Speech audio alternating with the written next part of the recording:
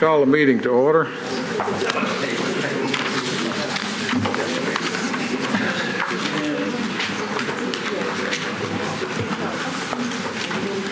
Jennifer, is any changes to the agenda? No, there are no changes to the agenda. There's a motion to adopt the agenda. Motion second to adopt the agenda. All in favor, aye. Aye. Any opposed? Motion carries. Need approval of the March 14th, 2013 minutes, or if there's any corrections, additions, need know at this time. Second. Motion second to approve the March 14th, 2013 minutes. All in favor? Aye. Any opposed? Those minutes are now official. Councilman Baker, would you like to address the commission? I'm just waiting to come up. Okay. Jennifer, any items to be deferred or withdrawn? Yes, there's one item for deferral. It's item number 5, 2013S-034A-001, Westmead Farms, Lot 40B, setback amendment. This is a request to amend the street setback along Vaughn's Gap Road from 100 feet to 50 feet and to permit a driveway cut along Robin Hill Road for property located at 197 Robin Hill Road, zoned RS80. The staff recommendation is to defer indefinitely. Okay, there's one item to be deferred, a request to be deferred is item number 5, the Westmead Farms. There's a motion to defer. Motion second to defer item number 5. All in favor? Aye. That item has now been deferred. Items on consent. Sure. As information for our audience, if you are not satisfied with a decision made by the Planning Commission today, you may appeal the decision by petitioning for a writ of cert with the Davidson County Chancery or Circuit Court. Your appeal must be filed within 60 days of the date of the entry of the Planning Commission's decision. To ensure that your appeal is filed in a timely manner and that all procedural requirements have been met, please be advised that you should contact independent legal counsel. And for those in the audience, items on the consent agenda will be voted on at a single time. No individual public hearing will be held, nor will the commission debate these items unless a member of the audience or the commission requests that the item be removed from the consent agenda. So the following items are on the consent agenda today. Item number 2, 2004P-013-003, Mill Creek Town Center, McDonald's. A request to revise the preliminary plan and for final approval for a portion of the Mill Creek Town Center Commercial PUD Overlay District, located on a portion of the property at 6704 Nolensville Pike, zoned SCC, to permit the development of a fast food restaurant. The staff recommendation is to approve with conditions. Item number 3, 2013S-041-001, Linden Place, re-subdivision lots 6 and 7. A request for final plat approval and to create 3 lots on a property located at 2108 and 2110 Sunset Place, zoned RS 7.5. The staff recommendation is approval. I believe there is somebody here for that item. They have to fix still in the hallway. Okay. Okay. Is there someone in the audience for the Linden Place item number 3? Would like for that to be heard? Seeing none, just go ahead and leave it on consent. Item 4, 2013S-042-001, Elysian Park, re-subdivision lot 15. A request for final plat approval to create 3 lots on property located at 4832 Corning Drive, zoned RS10. The staff recommendation is to approve with conditions. And under other business, item number 6, the employee contract renewal for David Edwards, staff recommendation approval. And item number 7, employee contract amendment for Dwayne Cuthbertson, staff recommendation is approval.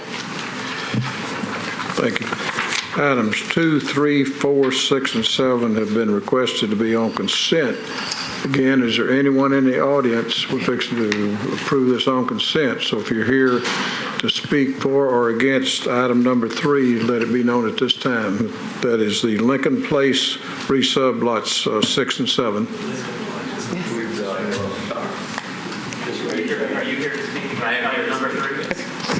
Item number 3? I believe so. You're here to speak in opposition? I have some questions about it. I don't know if I'm speaking in opposition. Okay, we'll take that off consent. Then item number 2, 4, 6, and 7 are be requested for consent. Is there a motion to approve those? Motion second to approve those on consent. All in favor? Aye. Aye. Any opposed? Okay, for the audits, 2 items that we'll take up today is item number 1 and item number 3. Commissioners, on item number 1, which is at 51st and Illinois Avenue, there was our rules require 14-day notification.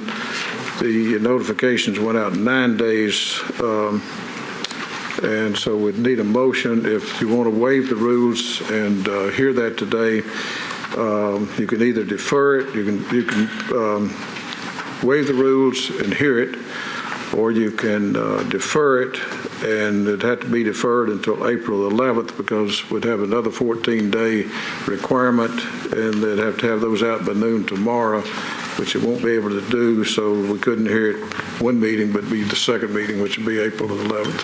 Stuart?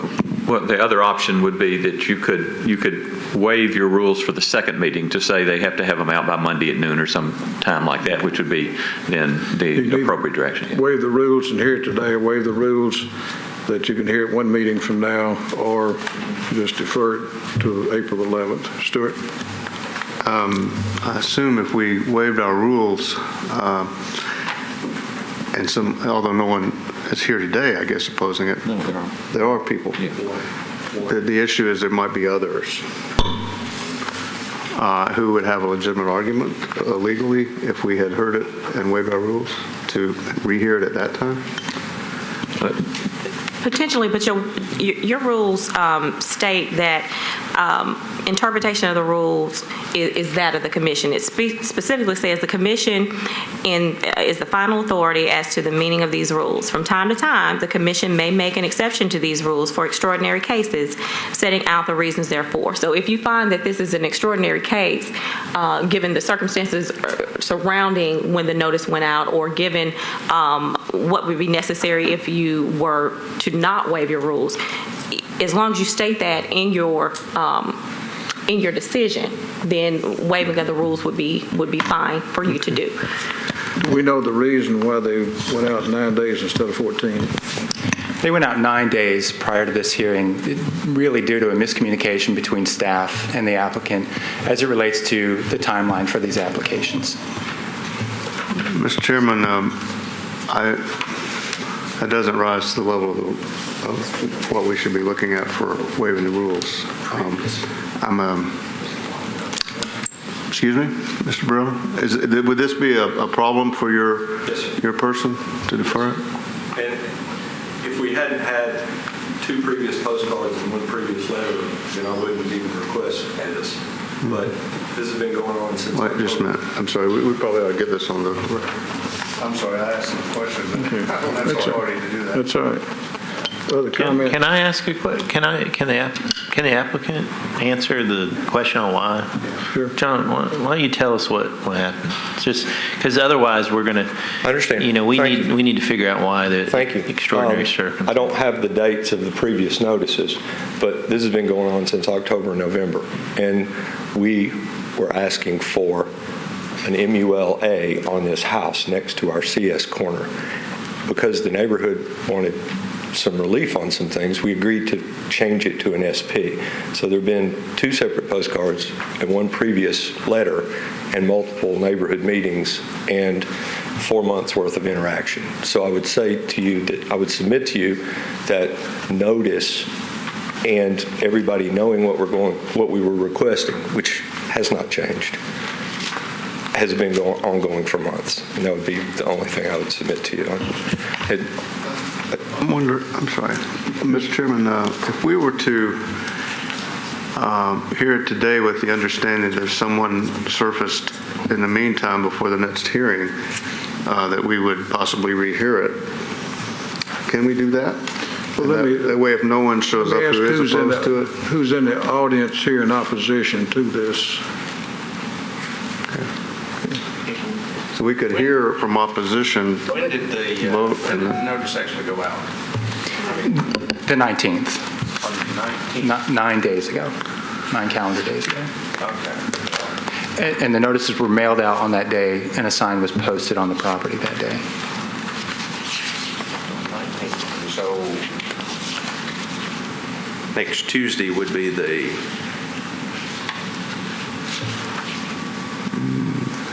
end of that then, right? Well, Or should it be the end of it? I think counting 13 days in advance for the mail out, I think that would put it at Monday. Monday? So we're only looking 2 days, 2 week working days. that we're not. Difference, yeah. Greg, did you get your answer, Janita? yeah, I guess would the opposition oppose having the hearing today? Of course you would. What kind of question is that? So back to Stuart's question about having the hearing, a conditional hearing, I guess. Well, if I might, there is a rehearing provision in your rules where if any aggrieved party or commissioner could request a rehearing within 45 days after the approval of the minutes of that meeting, memorializing the commission's actions. So there is another post-hearing opportunity. If you move forward today, anyone could still request a rehearing I if think it'd they be more of wanted a to. detriment to the applicants to put them further behind 45 days instead of 30. So. Since we're discussing the history, if I may, we had the first neighborhood meeting in the fall and deferred at that time a meeting. We had an application in, the notice was out, signs were up, and we deferred in order to have another meeting with them, which they had on their own. And they gave us a list of things that they wanted, and we gave them 9 or 10 out of the 11. And so we've deferred for them at their request previously. So now, and their website that has 200 members in their group has all this on it. And so I do believe we've taken extraordinary measures to meet and communicate, and they all know we're down here today. So. Yeah, I'd like to hear from the opposition. If you'd come to the microphone, please. Mr. Chair, there was one statement, there was one statement that was made, I just want to clarify. The rehearing request could apply to a decision made today or a decision made at the next meeting. So anytime a decision is made, there's still that 45-day window. In other words, it wouldn't necessarily put him in a worse position by having a rehearing request, because that's available for any decision that the board makes anyway, regardless as to whether you make it today or whether you make it next week. I mean, within 2 weeks. Any decision made by the commission can be overturned in 45 days. Right. So it doesn't. If we approved it, then they went and turned dirt, started building, somebody could come along in 45 days. Well, I think you would get into some vested rights argument if they're already starting building. But what I'm saying is, within the 45-day period that is contemplated under the board's rules, someone could request a rehearing. You might not grant it, and there may be reasons that you might not grant it, but they can always request that. And this requires council review and its approval. This is an ordinance, so it has to go to council. Can't go to council. Just briefly, what the opposition is. One key point to what Mr. Brittle said, the SP that is sitting before us, even though there has been conversation over the last few months, that actual completed SP has not been in front of the neighborhood more than, 8 days. So I think that really changes the discussion, because now you're saying, okay, we've given you some of what you wanted. Now here it is. Now we should talk about it. And I think that's the bigger thing. If you went to the 11th of April, we would have our next neighborhood meeting the Tuesday before. And in regard to the website, not everybody is on that website. That is really not the de facto neighborhood website. It's helpful, but there's plenty of people who come to the meetings and are in the neighborhood who do not use that website. Has the council bill been submitted, Councilman? Are you asking me a question? No, Councilman. Well, he's not the councilman. It has to come before the council. Okay. If we, This might be a public Okay, hearing. we're just on, we've already done 51st. Tuesday night, Okay, gotcha. I'm sorry. first reading. first reading. So if we don't act on it, then you'd have to defer that. Sir? If we don't act on it, then you'd have to defer that on Tuesday night. Oh, would he? No. First reading's next Tuesday? Yes, sir. So then the public hearing is currently scheduled for the May public hearing? Right, okay. So it shouldn't delay that, should it, Bob? For SPs, there's a council rule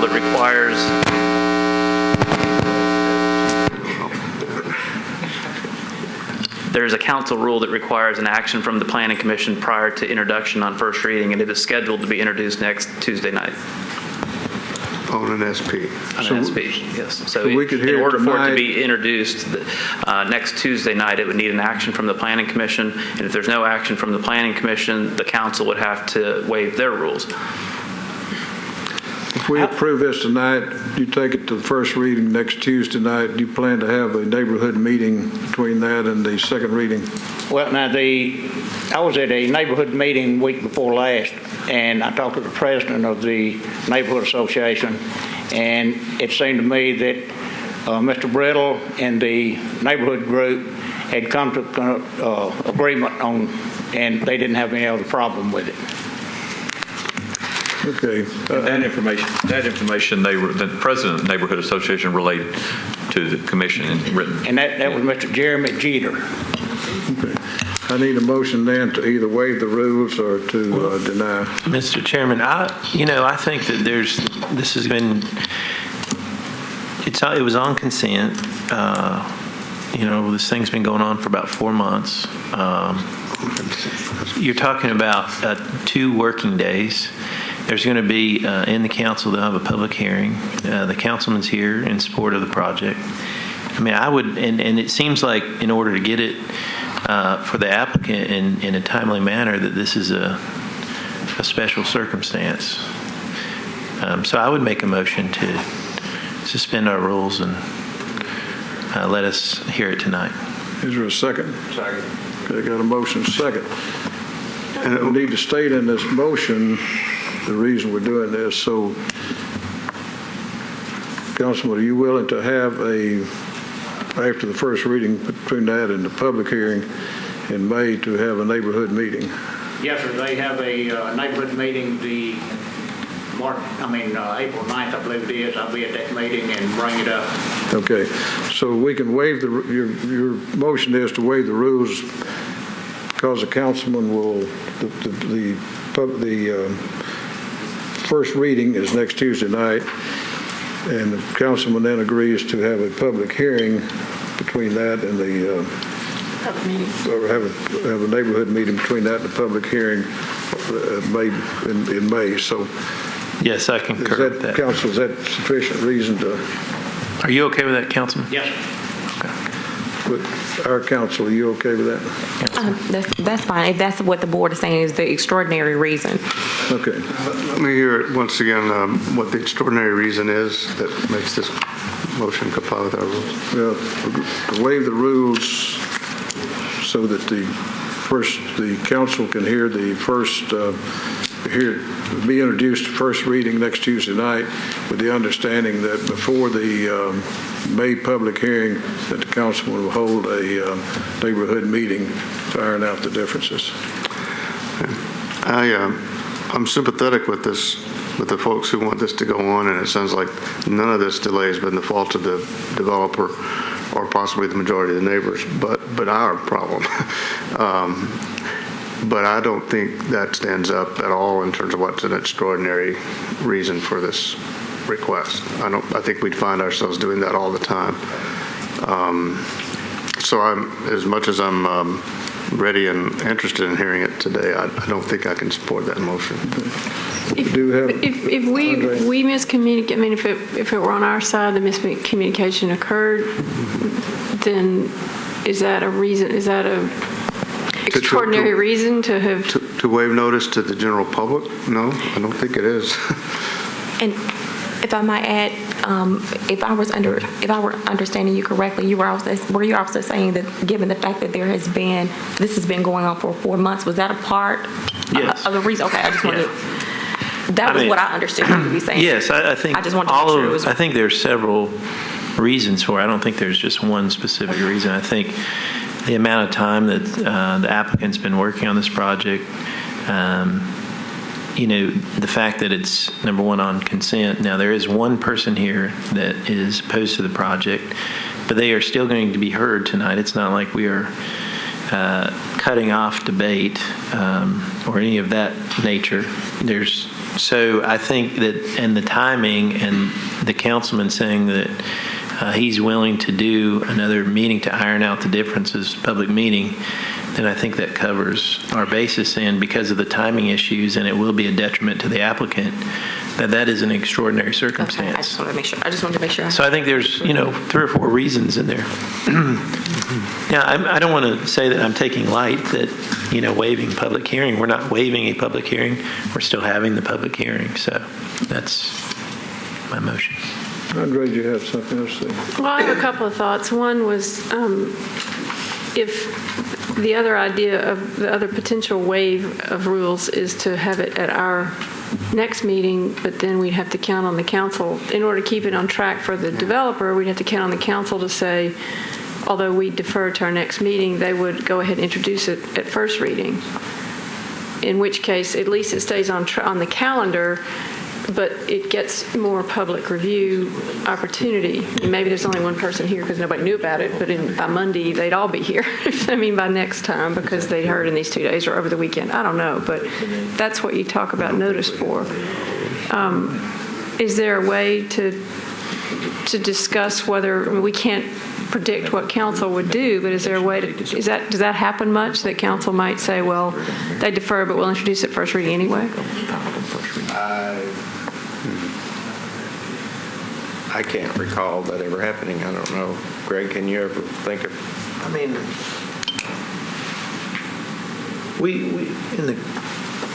I think in the council we've suspended the rules several times on timing issues. Right, but I don't know that we've ever suspended the rules because of under this particular situation. I can't think of it. Yeah, I can't think of a specific example, but we have done it for timing issues, and if it was a detriment to a project, we have done that, right. But not under these specific circumstances. Well, but if there were going to be a neighborhood meeting prior to our meeting, and then the public hearing was coming up, which would be a second public opportunity, there could be other meetings before the public hearing at council.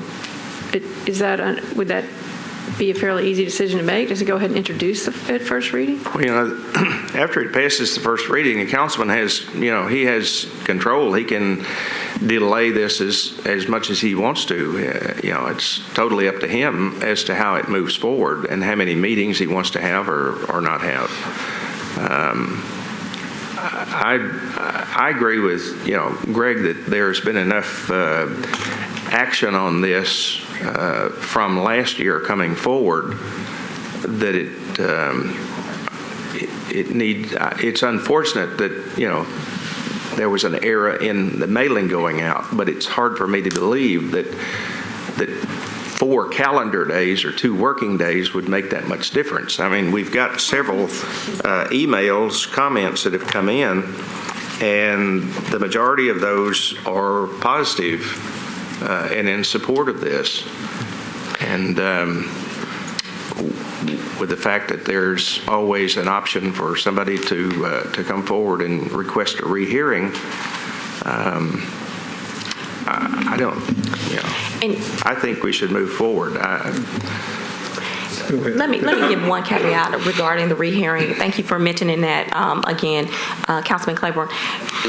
When the rehearing request is made, there would have to be a finding that there is new information. That would be a prerequisite to a rehearing. So that's always available, as I stated before. But I also wanted to say that you would also have to make a finding that there was new information that could not have reasonably been presented at the prior time.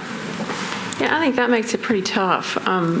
I think I'd be more comfortable. There's a way we could make a recommendation to council or something that we could, can we do that? That we could defer it to our next time, but then ask them to, I mean, do we have any way to say, please introduce it at the first reading anyway? I mean, because the calendar going on would be plenty of public input. It's an SP, so it's a preliminary stage that we'd hear it anyway. There'd be a lot of public input time after that.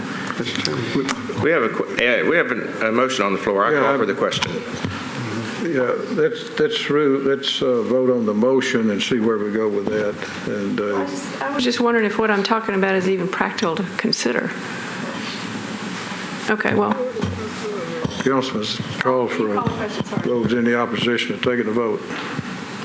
Okay, the motion is to waive the rules with the understanding that the councilman will hold a meeting after the introduction between that and your second reading public hearing at council for various reasons. It's been going on for about 4 months. All in favor of the motion? Aye. Let me see a show of hands. Okay. Motion carries. We will hear it.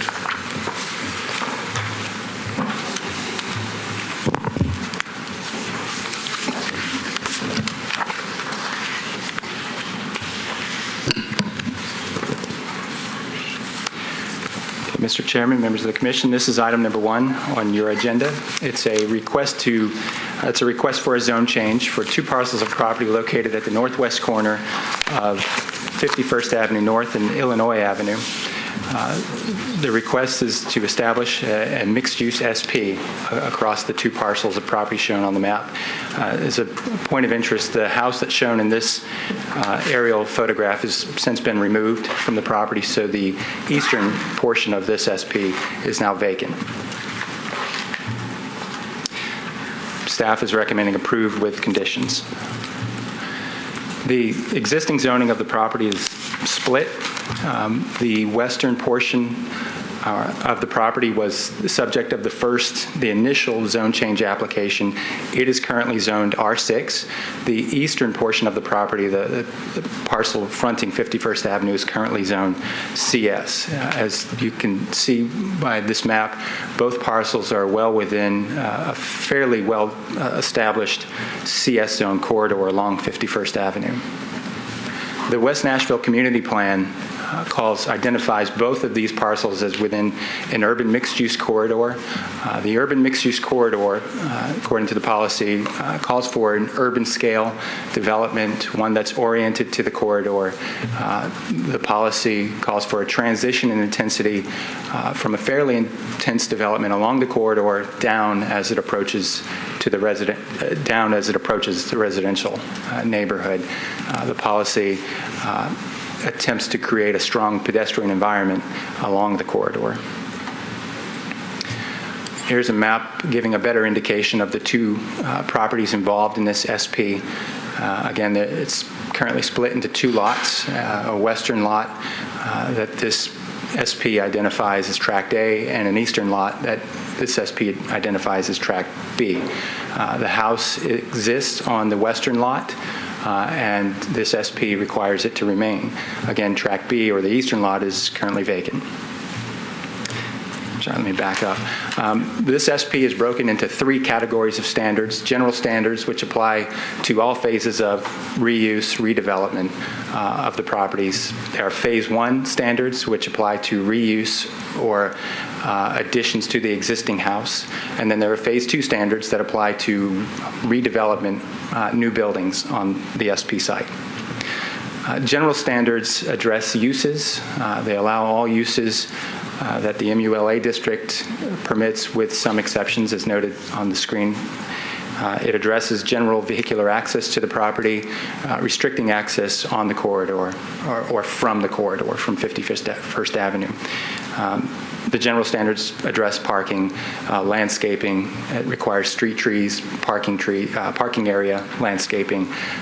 The general standards also address signage. General standards allow for 1 monument sign across the SP, 32 square feet of display area, if it's on the eastern tract, the tract fronting 51st Avenue. If that sign moves onto the western tract, it's reduced in size to 24 square feet in display area. Phase 1 standards, again, apply to the reuse of the existing house on the western lot. Phase 1 generally addresses, or more specifically addresses access as it relates to parking. Phase 1 restricts any parking from the front yard of that existing house. Parking can occur on the currently vacant lot. However, it does have to be screened with landscaping buffer, street trees along its edge. In Phase 1, a sidewalk will be extended across the Illinois Avenue frontage across the entire SP site. Phase 1 also addresses building additions to the existing house. Building additions are limited to 33% of the existing square footage, so they can reuse that house, they can add on to it, but to a limited degree. Any additions have to maintain the existing scale of that house so that we don't see a significant increase in intensity. Building materials are also covered with both phases of this SP.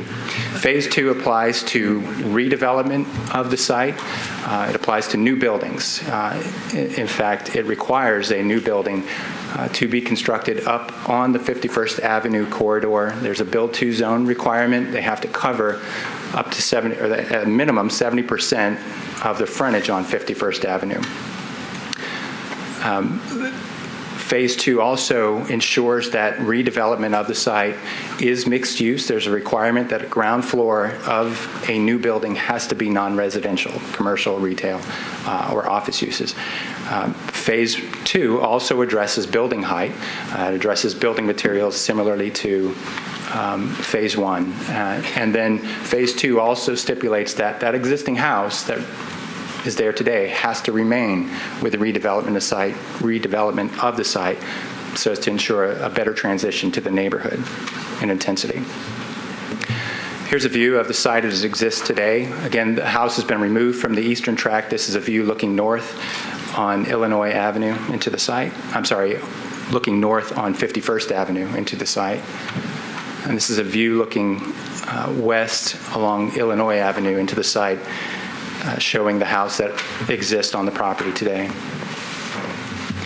Here's another view of the site. Again, the house on the eastern tract has since been removed.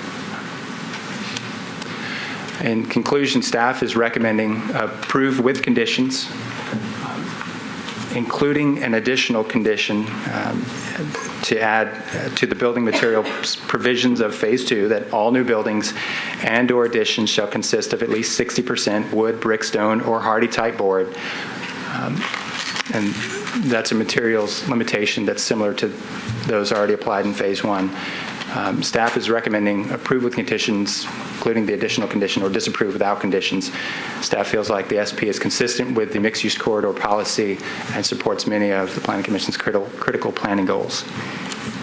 Okay, thank you. This item is open for public hearing. The applicant will be allowed 10 minutes, and you can hold 2 minutes back for rebuttal.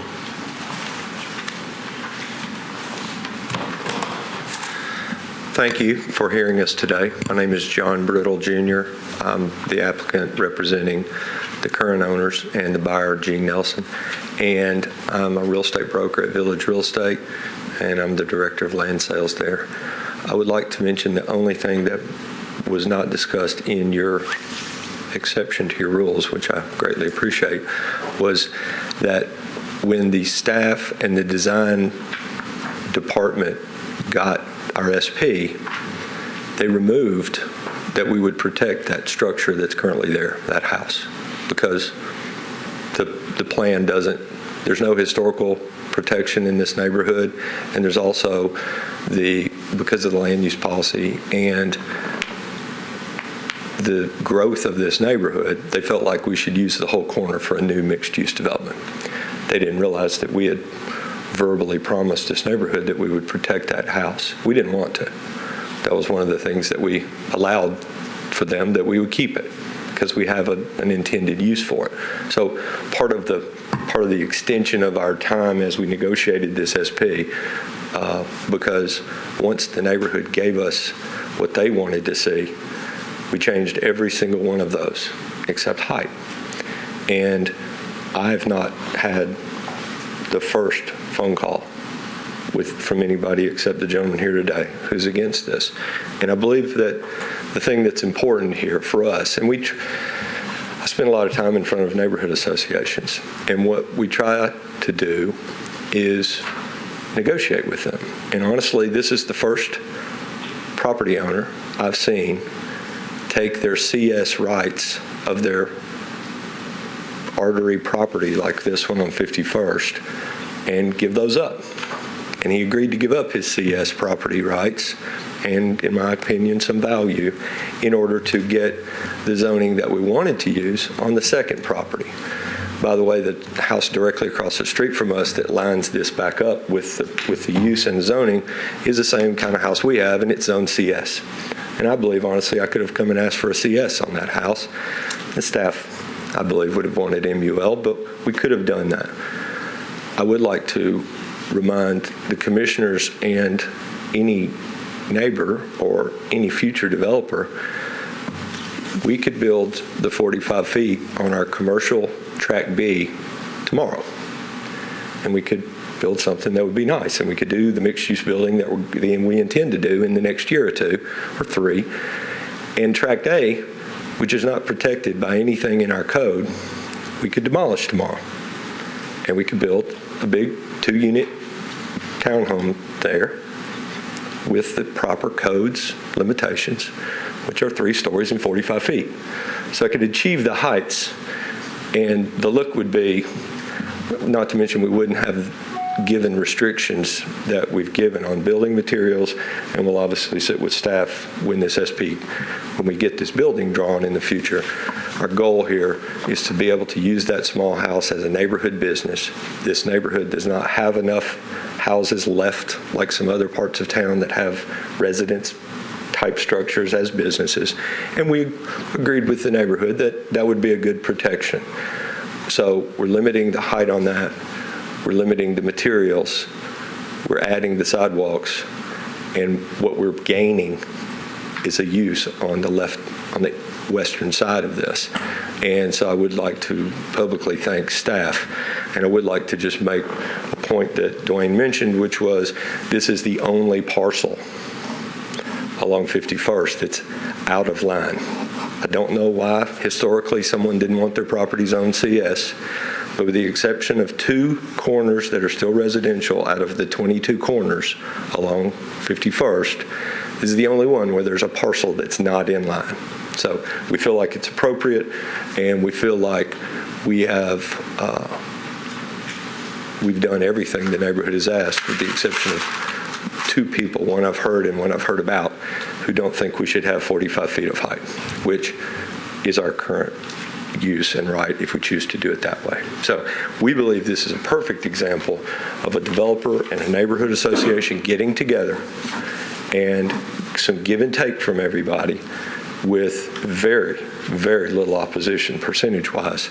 And I appreciate, again, the opportunity and look forward to moving this forward. Thank you. All right, you've got 2 minutes left for rebuttal. I'll reserve when that time comes. Thank you. Anyone else in the audience wishing to speak in support? Anyone wishing to speak in support? Seeing none, anyone wishing to speak in opposition? If you come to the microphone, give us your name and be allowed 2 minutes. Beal, I live on Kentucky Ave. I just want to rebut, you're saying there's nobody in opposition. I think you have a handful of letters from people in opposition, and then you can always say that there wasn't enough time for people to know about this and hear it. He's missed it by 2 or 3 days on the sign, or 2 days on the sign and 4 days on the mailer. So, and that's just the biggest thing. And when we're talking about hardship, I don't know what the hardship is, or delaying his building plans, because there is no plans. There's no site plans. And that's another thing that I know some people in the neighborhood had said, show us the plans too. 3 stories, 45 feet might be fine. We haven't seen a building. And you should have an attachment. You should have an attachment of our requests, and Mr. Brittle's right. He's hit almost all of them, except for the height, and hopefully that's there from a January 20th meeting. Everybody was in agreement that we should lower the height. It says, if you have it in front of you, it says the wish is to be more like a 12 South. corridor, and as we all know, for the most part, and for many years, it has been 1 or 2 stories. So I don't know why, we can't just address the height later down the road if the neighborhood becomes more dense. And then, there's more density and more height, and I don't think that would be a problem. But the big thing is just letting the neighborhood see it, give them a chance to see it. I mean, that's what this is about. So thanks. Thank you. Anyone else wishing to speak in opposition? Got 2 minutes for rebuttal. I actually don't have anything to rebut, but I would like to say that I've continually asked staff who was calling or who was emailing about this issue over the last 4 months, and I haven't received any names. And so I'd be interested to know, because this height hasn't changed. In all of our submissions, we didn't raise the height. The only changes to this SP language were to protect the neighborhood or to limit us. And so we didn't ask for any additional use or anything. Every change that has happened, I'm confident, was to limit or take away current rights of the landowner in the use of the corner. And so we respectfully ask that you consider this and send us on to the council, where if the neighbors want to talk to us, and I will obviously be at that meeting, we'd be happy to come and talk to them. And I believe that wraps it up. Thank you. What is the maximum height proposed under the SP? 45 on the Track B, which is along 51st Avenue, and we're limiting ourselves to the height of the existing structure on the western half.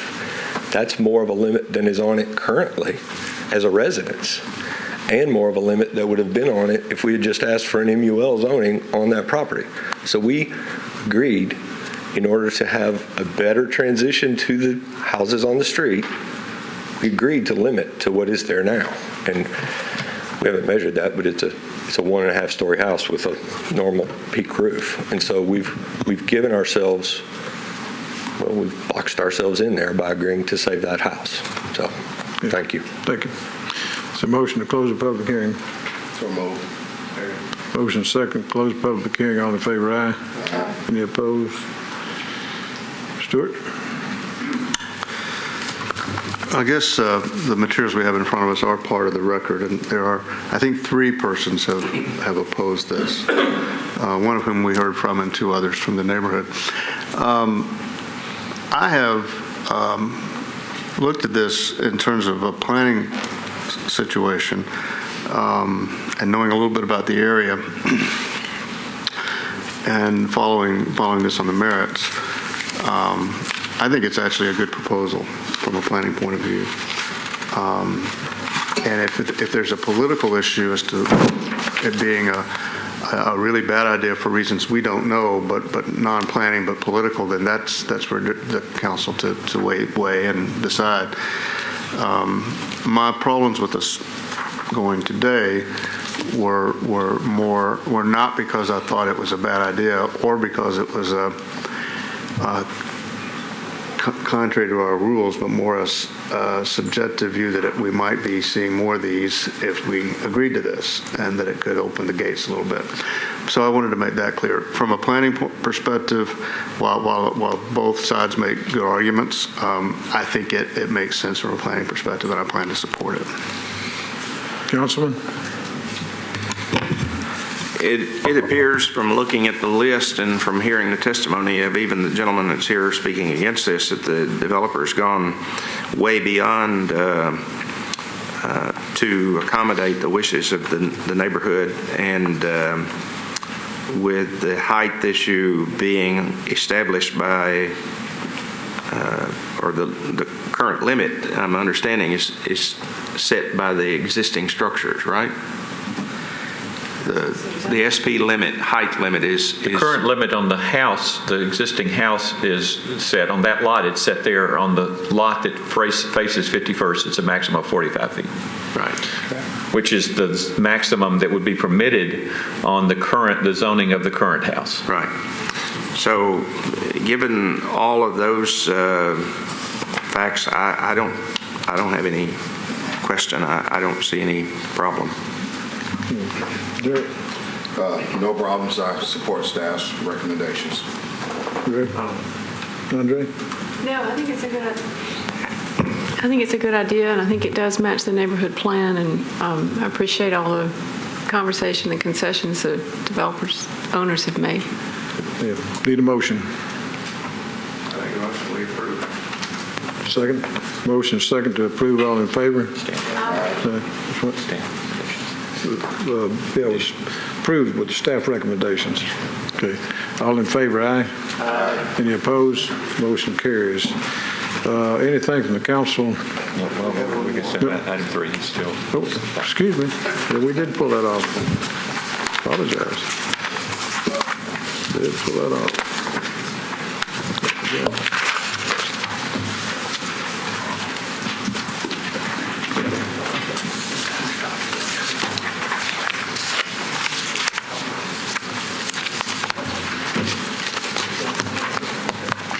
Commissioners, this is item number 3. It's the Linden Place subdivision.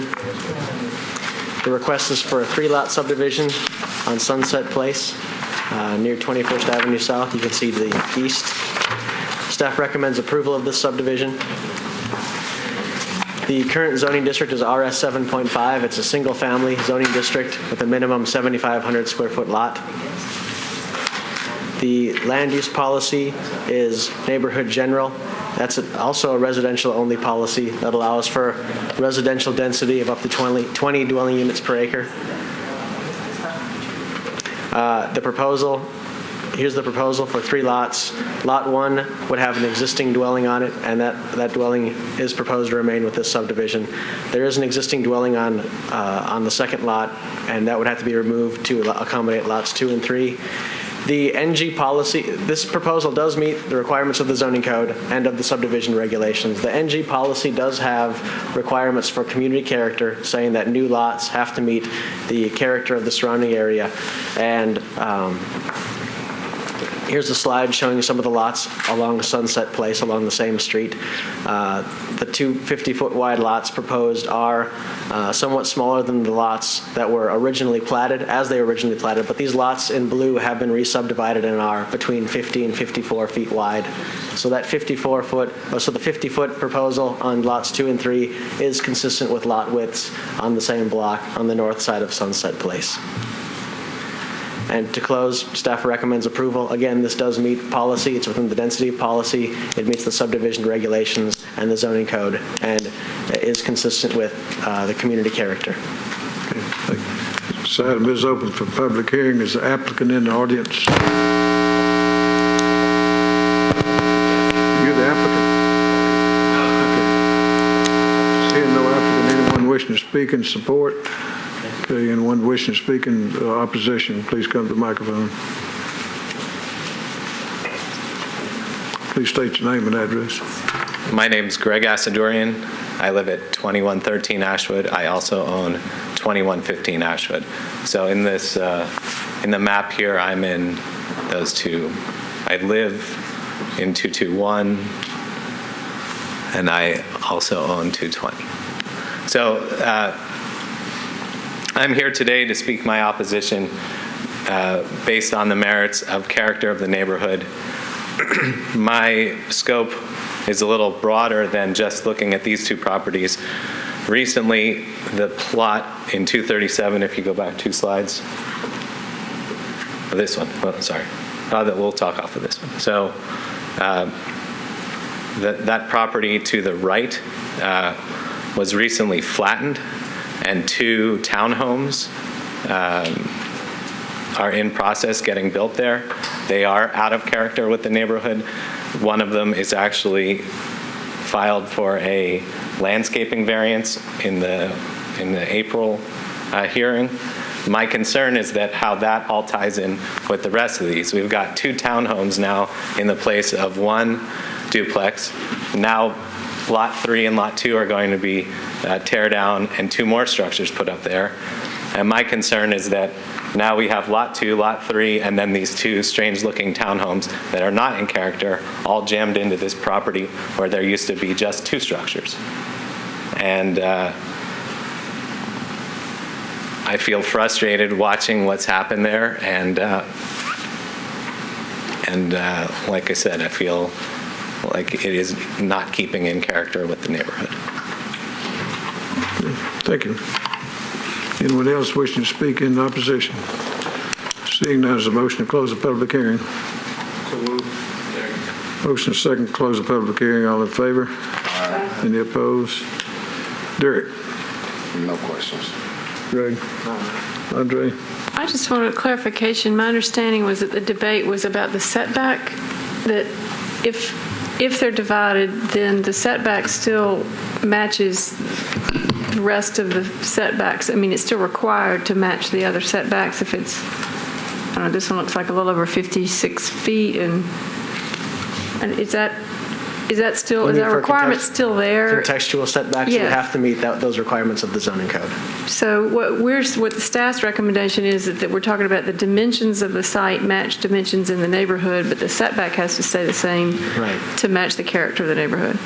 Is that example of the 2 units, are they meeting the ones that have just been put on this lot 5? Do they meet the setback, or are they closer to the street? Do we have anything to do with that one? Presumably they would meet. That's reviewed by the codes department. So that would have had to meet all of the requirements of the zoning code for development. So will there be the ability to have 4 units on these 2 lots, or just 2? No, this is all RS7 point. It's single-family zoning. The dwellings there are all single-family dwellings right now. So anything new would have to be a single-family detached dwelling. Okay. We need to clarify. Thanks. Councilman? So is Lot 237 subdivided? How do you get 2 townhomes?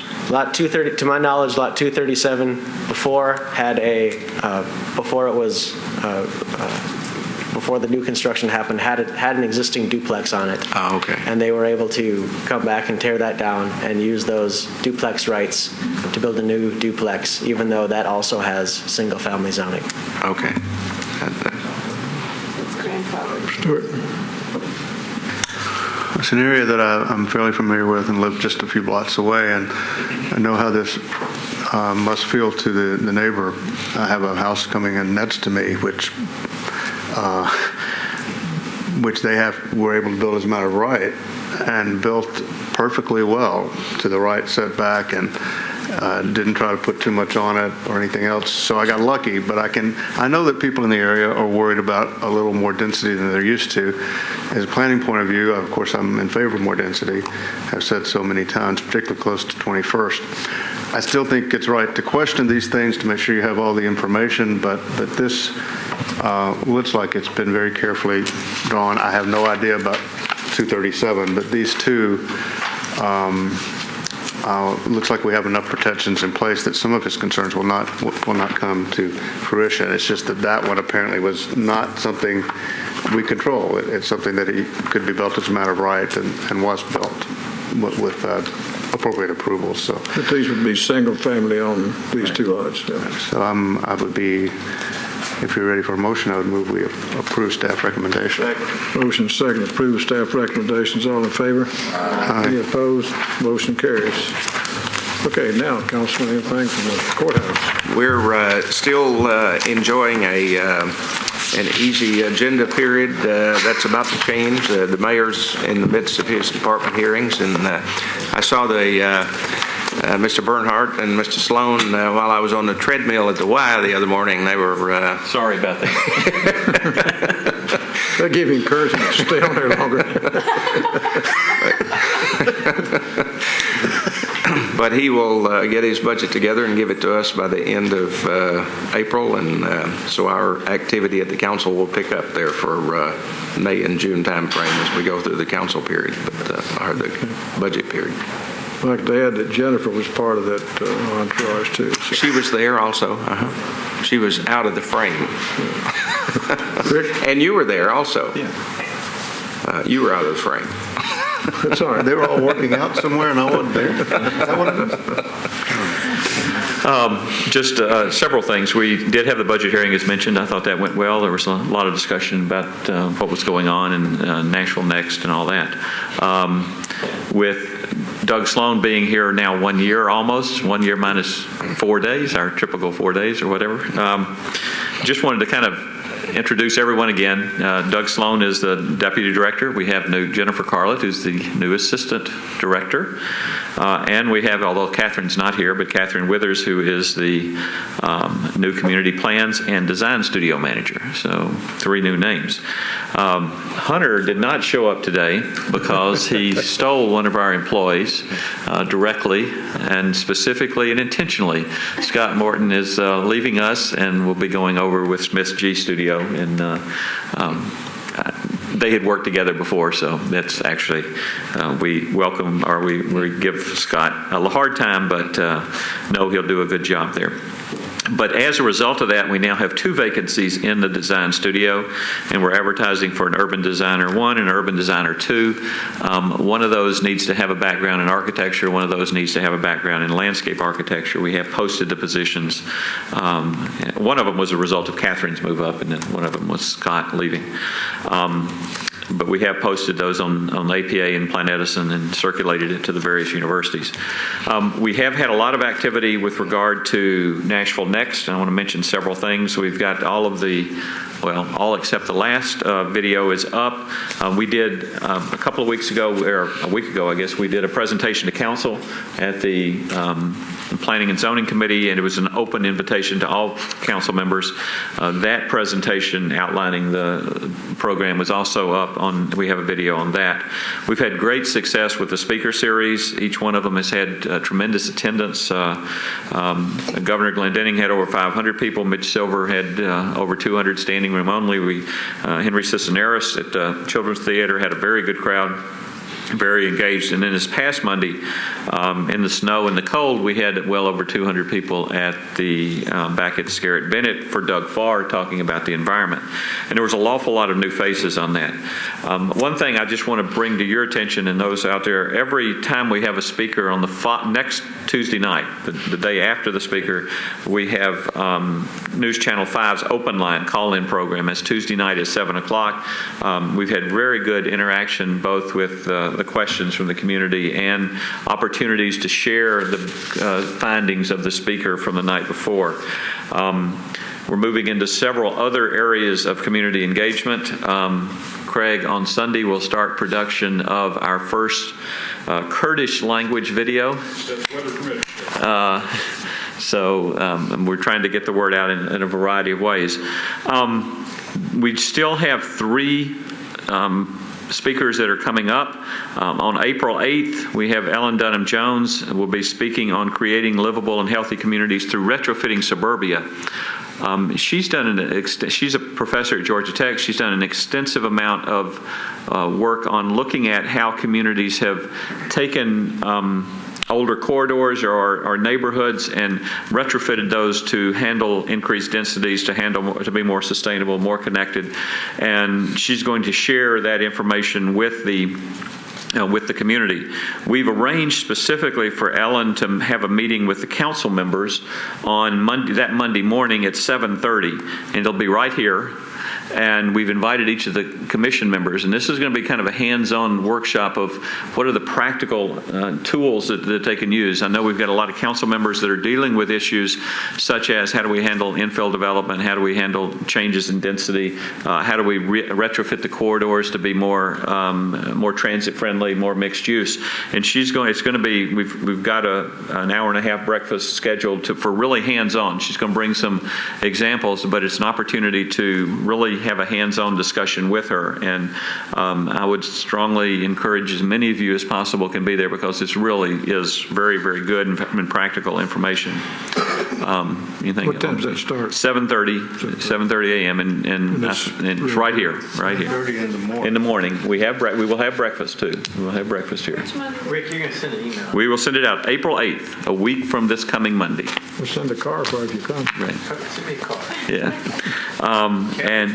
Kelly has already sent out an invitation. Right. And Check your inbox. right. And we'll do several others, and we're going to also contact council members and I know the council office has also sent an invitation, and we're going to try to follow up on that, because sometimes these things get lost in the mail, and this is really a unique opportunity to meet with someone that's really an expert on the issues that many council members are facing in their district. So that'll be followed up by another really practical discussion on April 22nd by Bill Fulton on the high cost of America's inefficient development patterns. This is kind of a cost of sprawl and discussion. Smart Growth America did an analysis of 3 areas in Davidson County: Lenox Village, Bradford Hills, and the Gulch. And plus, they've done a lot of analysis of similar types of things across the country. And so we're going to talk about some of the implications of some of the infrastructure demands.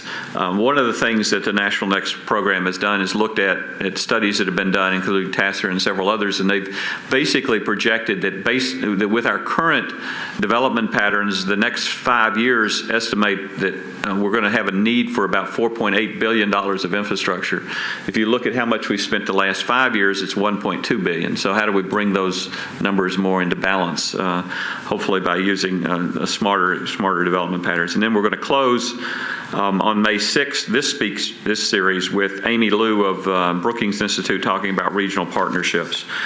We will be setting up, Bill Fulton's here, another opportunity for the council to brief, because this is really hands-on, especially in the middle of budget. It's probably the right time for him to talk about some of these opportunities, but we'll also get that information back to you. That'll be later in April, and that will be followed in June by the Urban Land Institute doing Governor's Assistance Panel by talking about how do we make it easier for people to do the right thing, if you want to do that. We're hot and heavy in the background papers. Most of those, they're posted on our webpage. There's opportunities for comments. There's opportunities for dialogue back and forth. Of the 18 papers, arts and culture is up, economic development, education, natural resources and open spaces, equity and inclusion, adaptation and sustainability are all up and available. There's a lot of good information in there. These were generally developed by experts in the community on these topics, and will provide a basis and background information for the actual development of the plan. We have completed a number. We're already working staff pretty hard on a number of events. They're out in the community doing a whole lot of what we call Book a Planner, where they'll go at it's about a 30 to 45 minute presentation to any group that gives us 30 to 45 minutes. It involves overview of Nashville Next, but more importantly, it involves engaging them in visioning and getting information from those. So if you've got any neighborhood groups or organizations that you're aware of, let us know, and we would like to do presentations to them. I've been out and done presentations at the Tennessean Editorial Board, the Metro Council, as I mentioned there, Partnership 2020, the Chamber's Redevelopment Task Force, the Society of Marketing Professional Services, and then later, early next month or middle of next month, I'm going to do the Middle Tennessee Home Builders Association, GNAR, and Vanderbilt City Center for Nashville Studies. Those are scheduled now in terms of presentations for that, on the Nashville Next area. So with that, there's just a lot going on. I really would hope that you can find the time on April 8th for that breakfast session. It's just, she's really a national expert on this, and we've got an opportunity to use her expertise.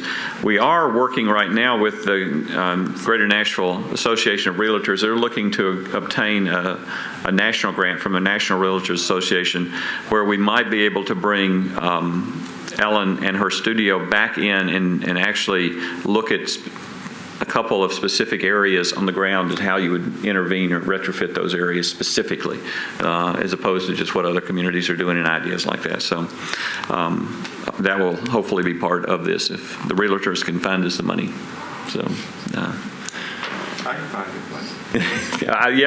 It hasn't been. We're going to give preference to those people that are there at the Monday morning breakfast. See, we're going to privilege those, right? To see.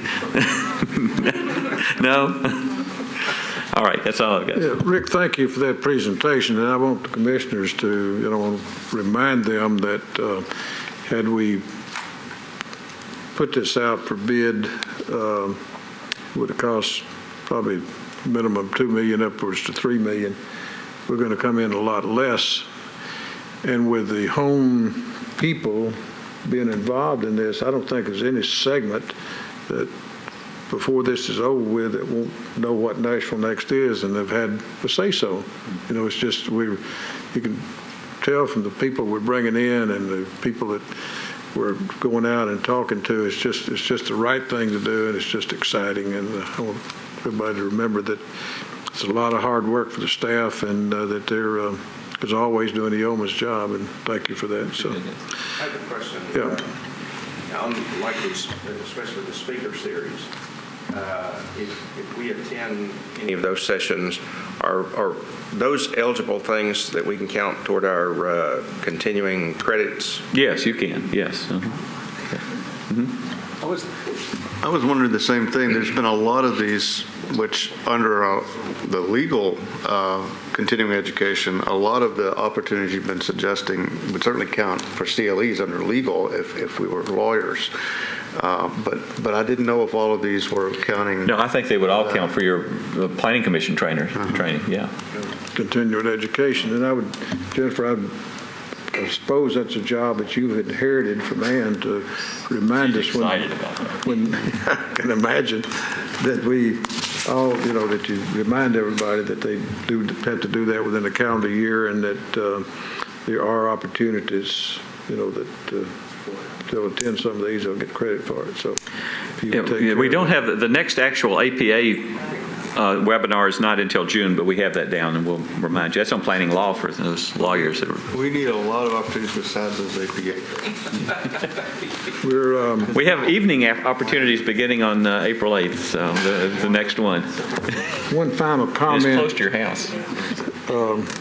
One final comment, that we still don't have a location for the retreat, but we're. I'll help if y'all get desperate. Yeah. We will have the retreat on the 22nd? Yeah. 20th, right. 20th of April, and worst case scenario will be here in this room or upstairs or somewhere, but we will have it on that date. But we're trying to find either West Precinct or possibly WNPT's location with maybe a tour of the facility afterwards. Or Two Rivers Mansion, that's now on the list. Yeah, if any of you know of a place that would be willing to take us that day, then call Kelly and she'll check it out. Any other comments from any of the commission? I'm just wondering if Ann Hammond had called begging to come back to work or anything like that. I think Ann is on the dog show trail. Okay. Doug's got new dogs, so he's going to be on the dog show trail.